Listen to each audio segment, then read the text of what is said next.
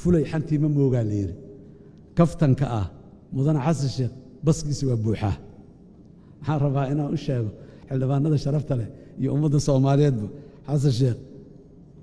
bas ma wata ee tareen dheer aan buuxsamayno wataa بسم الله الحمد لله والصلاة والسلام على رسول الله السلام عليكم ورحمة الله وبركاته قدوميها قولها الشعب شيخ آذن محمد نور قدوميها أقل كسراء مدنى عبد حاش عبد الله قدومي كحجين ندى مدنى يا شاء الله بدأ أقل شرفت له مركلة عن يدك السلام يا السلام عليكم ورحمة الله وبركاته maalinta 15 May maalin taariikhda Soomaaliya ku weyn oo la garanayo taariikhda dalkan meeshii uga jirtay ahayd dawladnimadeena iyo istaagidii dawladnimada taariikhda ay ku leedahay waxay ahayd maalin taariikhi ah sidaas daraadeed hadal jeedintan waxay ku wajahan tahay doorashada dhacaysa 15 May hadii alla yiraahdo insha Allah waxayna ka koobantaa qaybo kala duwan oo aan doonayo inaan dulmar guud ugu sameeyo dalku meeshii uu soo maray meeshii uu taagan yahay iyo mustaqbalka halka la hiigsanayo hadii alla yiraahdo waxaan ku bilaabayaa taariikh nololeedkaygii dad badan waxa laga yaabaa inay igu yaqaanaan inaan soo ahaa madaxweynihii hore ee Jamhuuriyadda Federaalka Soomaaliya hase yeeshee waxaan Xasan Sheekh Maxamuud waxaan ku dhashay degmada Jalaaqsi 1955 waxaan dugsiga sare ee jaamacaddeena ku qaatay magaalada Muqdisho waxaan shaqaale ka noqday wasaaradda tacliinta oo aan ahaa macallin iskuulaadka iyo jaamacadaha wax ka dhiga muddo xirfadaydaas macallinnimo ayaa inta badan aan ku soo shaqeeyay noloshayda waxaan madaxweyne ka noqday dalka sanadkii 2012 marxalado kala duwan oo dalku uu ku sugnaa ayaan shaqo soo qabanay intaas markaan uga baxo noloshayda iyo biografigayga waxaan rabaa inaan xildhibaanada sharafta leh aan la wadaago dalkani 3 aragti ayaa ka jirta aragti waa midda al-shabaab oo takfiiriga ah oo dadka Soomaaliyeed dhiigooda iyo cirdigooda iyo banaysatay iyo intii diinta ay ka xarimtay oo dhan kula dhaqma aragtida labaadna waa hogaamiyaal aaminsan gacan bir ah in dalka lagu haayo oo lagu maamulo dadkana qofkii ka ra'yi duwan la ciqaabo oo la cadaabo iyo aragtida saddexaad oo ah in dalka lagu hogaamiyo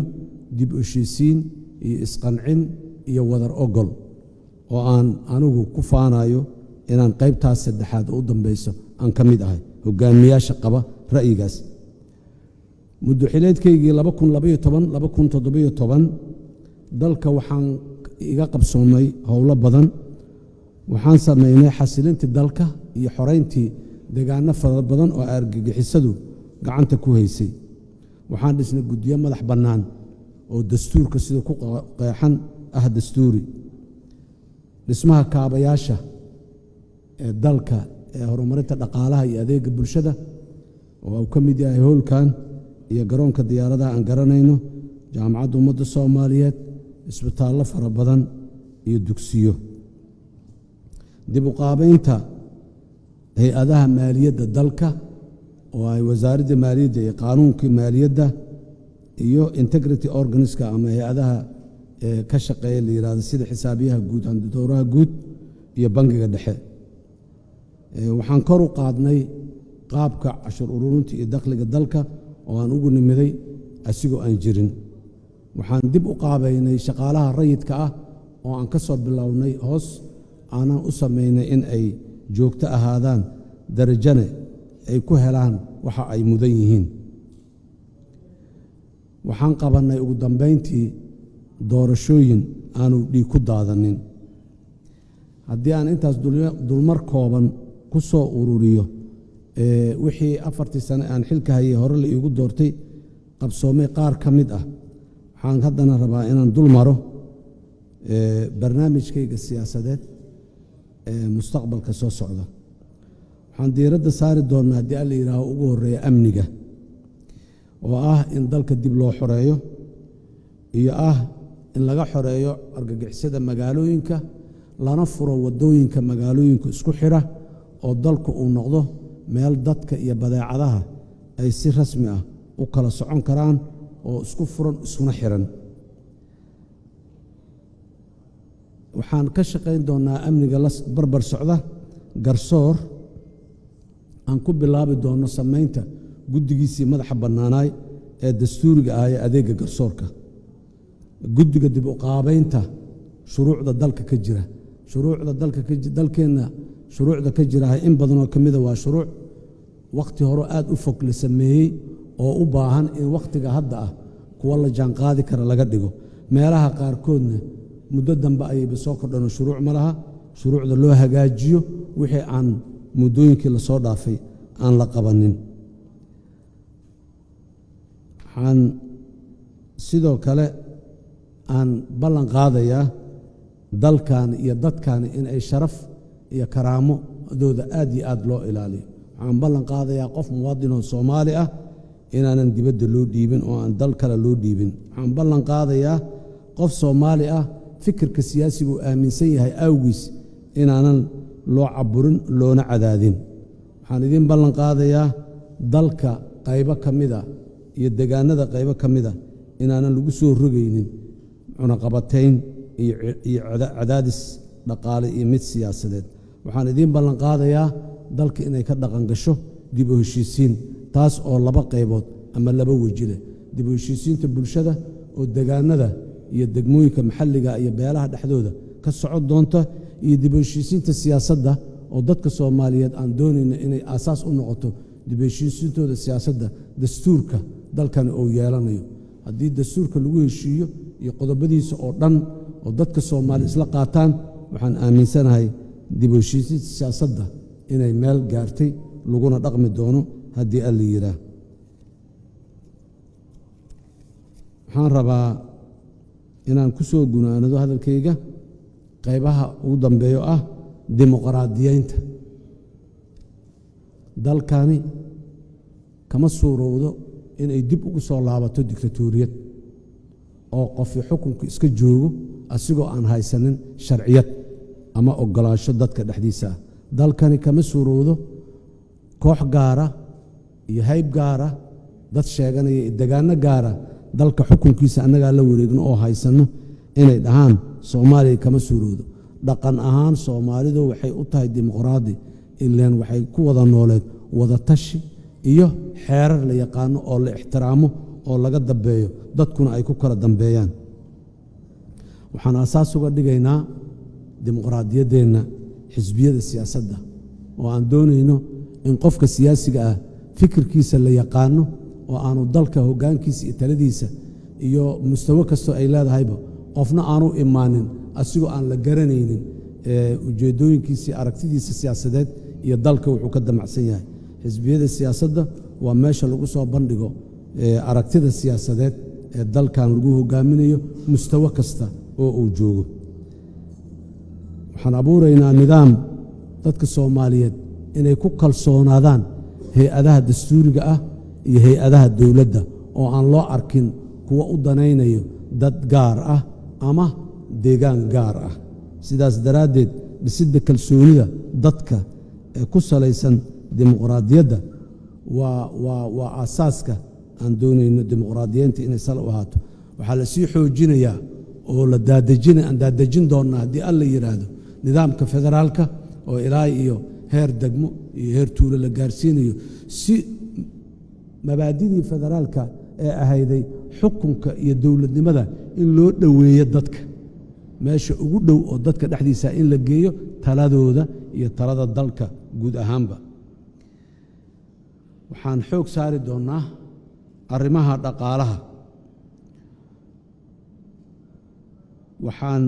xoojin doonnaa kor u qaadista dakhliga dowladda ayadoo sifo sharci ah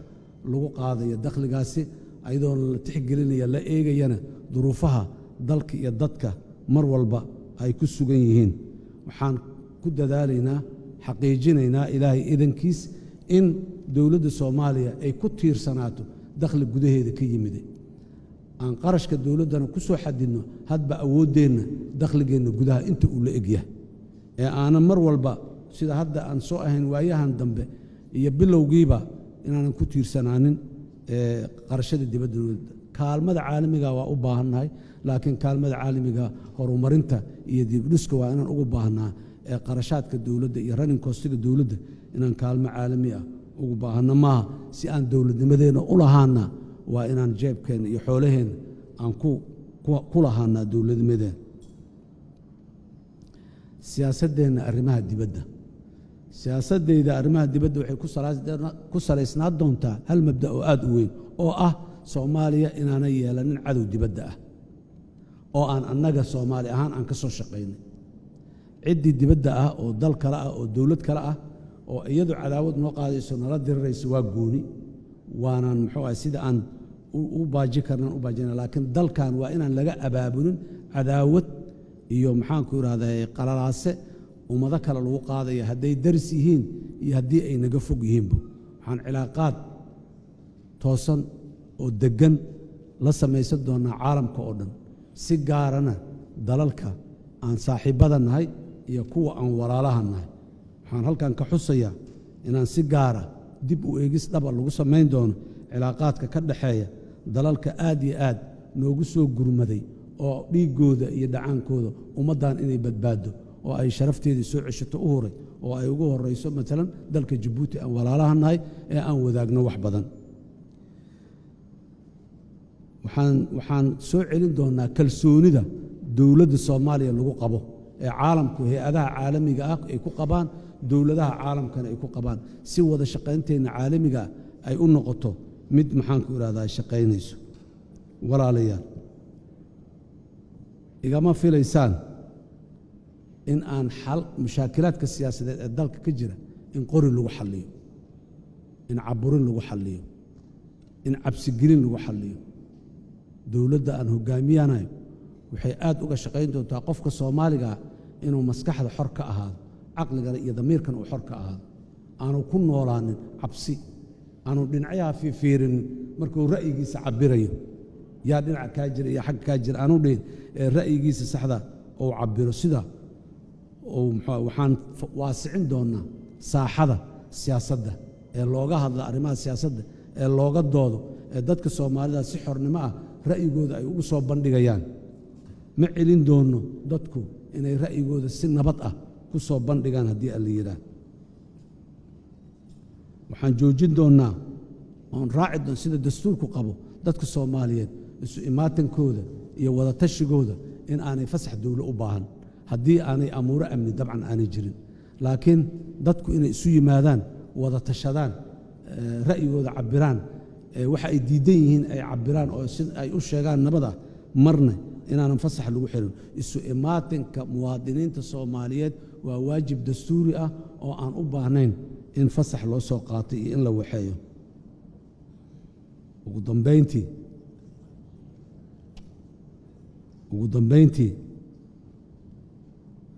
dambeyntii waxaan rabaa inaan ku soo gunaano hadalkayga fulay xantii ma moogaa la yiri kaftanka ah mudane xasan sheekh baskiisa waa buuxaa waxaan rabaa inaan u sheego xildhibaanada sharafta leh iyo ummadda Soomaaliyeedba xasan sheekh bas ma wata tareen dheer aan buuxsamayno wataa aad iyo aad u mahadsantihiin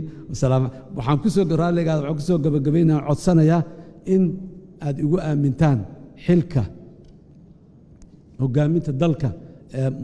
muddada 2022-2026 aad iyo aad u mahadsantihiin. Wassalaamu calaykum waraxmatullaahi wabarakaatu.